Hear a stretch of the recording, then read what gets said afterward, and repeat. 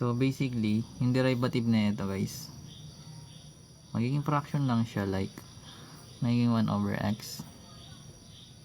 So magkakaroon tayo ng y prime 1 over x. So ayun lang siya. Then kung gagamit tayo ng ng may iba ng value to guys, chain rule lang natin. Then kapag naman, for example, meron tayong, paano ba magandang example na ito?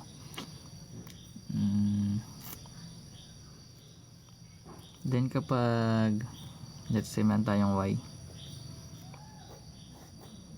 is equals to logarithm of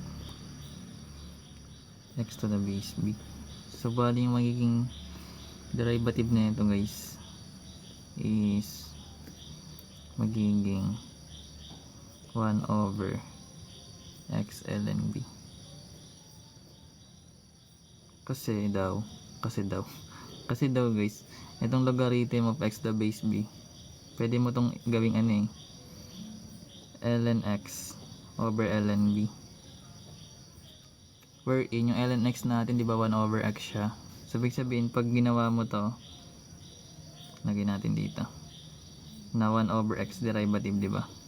Tapos times mo pa siya sa 1 over ln b natin. So babalik tayo dito kasi direct multiplication siya. Ito yung dalawang to, babalik dito na form. So yung magiging derivative niya.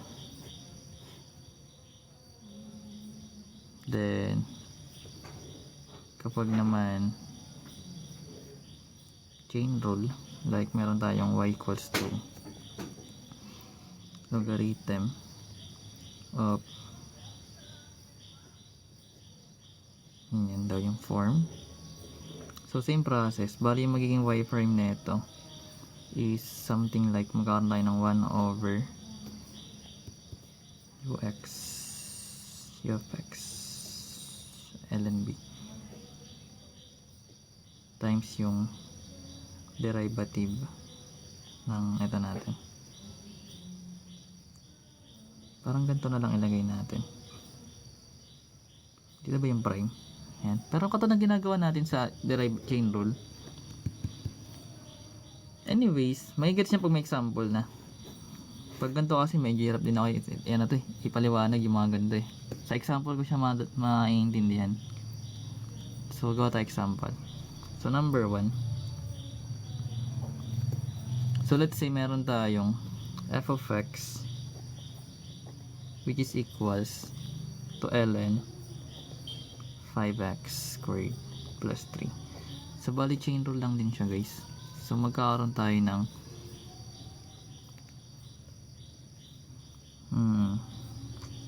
let's say y prime na lang gamitin natin sa f of x kasi alam naman natin yung f of x diba equals din siya sa y. So kunin natin derivative. So basically magkakaroon tayo ng u prime over yung u natin. So bali na magiging sagot natin. So meron tayong u, that is etong term na to sa loob ng parenthesis 5x squared plus 3. Then yung derivative niya is di ba power lang, 2 times 5 magiging 10, then x, then derivative ng constant natin is 0. Then lalagay mo na siya dito. So basically pa-plug mo na lang yung itong dalawa dito, edi tapos na yung given. So bali magkakaroon ka na lang ng u prime natin, that is 10x over etong 5x squared plus 3. So ito na yung magiging derivative. So hindi siya mahirap, diba? Mahirap ba yan? Hindi naman eh. So kapag naman ito yung given is equals to logarithm of x is to 4 to the base 10. So bali pag dinerive natin to guys, may base 10 tayo then meron tayong ganun pa rin kung natin derivative. So bali magkakaroon tayo ng g prime of x which is equals yung u prime, tapos over yung u, tapos ln ng base, ln b natin. So bali magkakaroon tayo ng u dito, which is yung x raised to 4. Then yung b natin, di ba 10? Alam natin yun.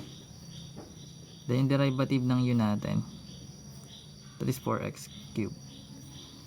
So pa-plug mo na lang siya dito. So bali magkakaroon tayo ng u prime, which is 4x cube. Then yung u natin, that is x raised to 4 ln 10. Madali lang pala. Akala ko mahirap. So ganun siya ginagawa. Or ano ba? Basta kapag arbitrary daw tawag dito eh. Pag may vase. Ganon.